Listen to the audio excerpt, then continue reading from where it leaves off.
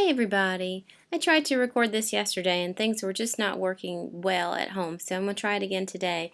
It's about 2 o'clock in the afternoon on Friday, and I wanted to give you some tips, some things to think about with the Common Core Standards Resource Project, the Standards Resource Guide that you have as an assignment, because it is a large assignment, and if you have not encountered such a project before, it might be confusing. So what I hope to do with this is just steer you in the right direction, and then the time that we are apart this week and next week, because you remember we do not have class next Thursday, as an exchange day for the iPad training at Furman University. So it will be a while before I see you, and I wanted you to be able to move forward and get a lot of things done before we meet again. Let's just go through really quickly the Common Core State Standards Resource Project, just so that we all are clear on what's expected. The objectives are pretty standard. If you come down to the middle of the assignment, it says that you'll demonstrate your schema. Schema is just a fancy word for the way that you understand something. Some people work best in creating a binder with tabs for each standard and then resources within the binder. Some people like to create a web diagram and links within that web. Some people love Excel, and then a lot of people I have found tend to just default to a Word document. But I want you to be able to be flexible within this assignment and choose what works best for you. But it is all grade levels across your area of licensure. The certification is the old word. Now our State Department is going with the area of licensure. Let's look at the requirements. You need all the math standards, so you need to copy paste the text of the standard for every grade level in your certification area. You need to explain also what that standard means. Now, for kindergarten, first grade, second grade, some of those standards are just self-explanatory. Counting to 100 is counting to 100.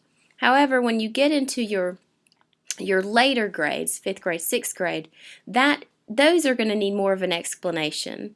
There's some flexibility here with this component. When I say an explanation, you can break this down into a bulleted list of skills. Maybe before you can do adding in first grade, you need to have one-to-one correspondence from kindergarten and be able to manipulate objects to count them. Things like that could go into your bulleted list of skills. When you pull this document out as a teacher, I want you to be able to look at it and say, okay, before I can teach this standard, I need to make sure my students have done this. Or you could say, within this standard, if it's a lengthy one, my students need to be able to do these things. So have some flexibility here, but be clear about which one you choose so that later on, when you use the document, it makes sense to you. The next one says links to at least 5 resources for each standard. Now this is where it can get fuzzy. Each standard, what is a standard? What is an indicator? Depending on who you're talking to, the answer can vary. So let me show you something. There's a document that I'm going to upload to live text. I will probably also email it out just because I don't have access to live text yet. We're still under the Dr. McGuire's name is on that still as she is the instructor. So, but while we're making that switch, I'll probably default to email for a lot of these documents.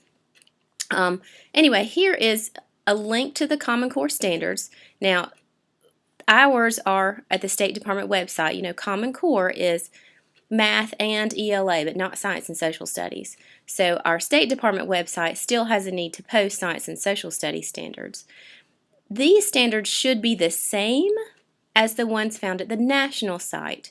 Now the difference is, just so that you know, there are some states that call themselves, like Arizona is an example, the Arizona Common Core.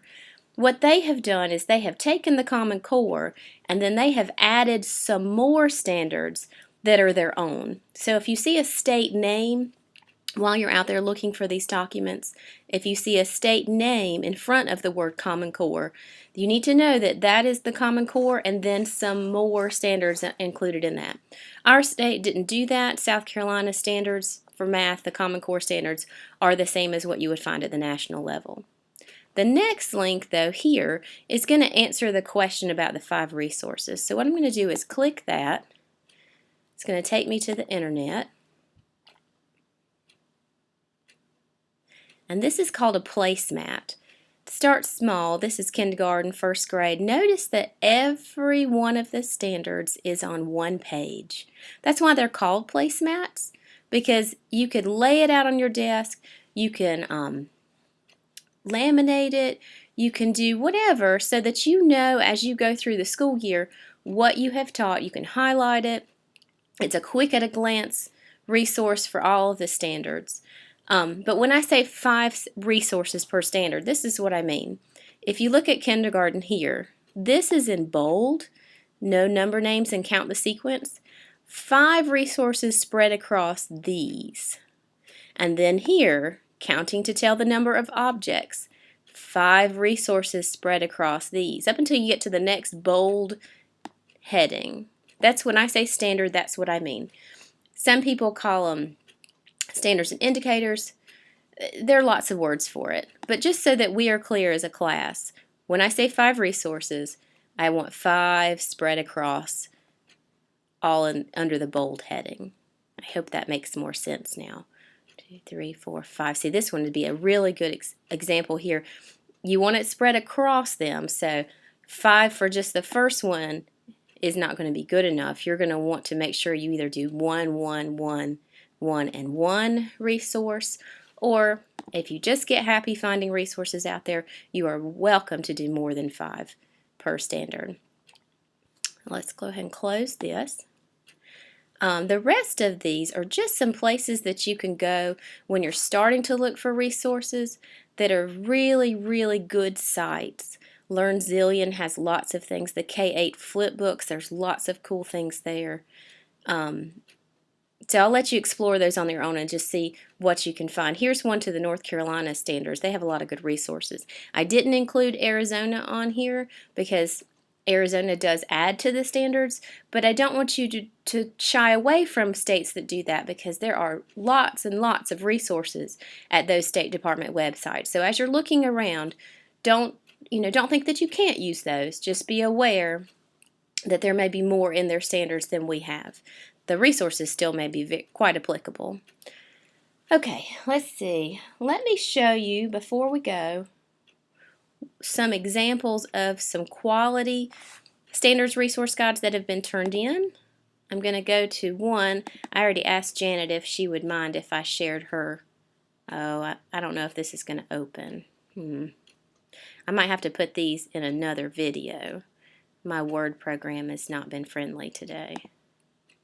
These links, though, should work.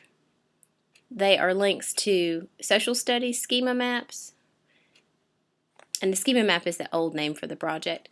But it kind of helps you decide, or if you can see how someone else has already done something, it helps me then create a plan for how I'm going to do it. Robin had a good one too. I wish that this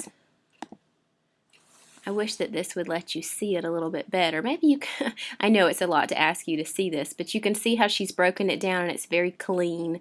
Here is a link. Her links, let me see if I can make this even a little bigger. Her links are, no, it's not really wonderful. Her links are described. She doesn't just have a long text underlined in blue. It's not like that, because in 2 years, and when you come back to that link, you're going to want to know, is this a link to a lesson plan? Is this a link to a game? You know, what is there? Sorry about that. This one, and you can't really see it well from the preview, and I apologize for the viewing, but this individual turned hers in an Excel document. I don't know if it's even going to give you a preview. There it is. And you can see how maybe you can see how she's sectioned it out with standard, explanation, and then over here, these are all her resources. So anyway, last term, I did create a document on good ideas and things to think about when you're creating your standards resource guide. So what I'll probably do for you all is just upload that. Here's what I have seen that works. Here's some things to think about. And since I can't show you a really quality preview, maybe that document will serve to help you as you start looking for these resources. Remember that part 1, and I'm going to flip to my syllabus, part 1 of the resource guide is due on Thursday the 20th by the end of the day. And that's the day next week that we are not meeting. So that means for you early childhood folks, that's counting and cardinality for kindergarten, and then operations and algebraic thinking K1, 2, 3. And elementary, here's your part 1 that's due.